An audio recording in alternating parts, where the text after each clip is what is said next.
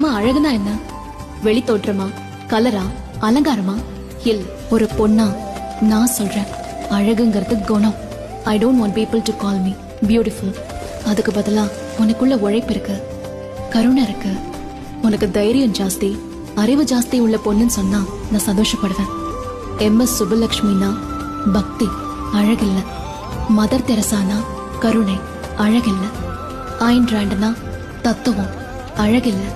சரஸ்வதினா வித்யா, துர்கானா தைரியம், கௌரினா தபசு, லக்ஷ்மினா சுபம்.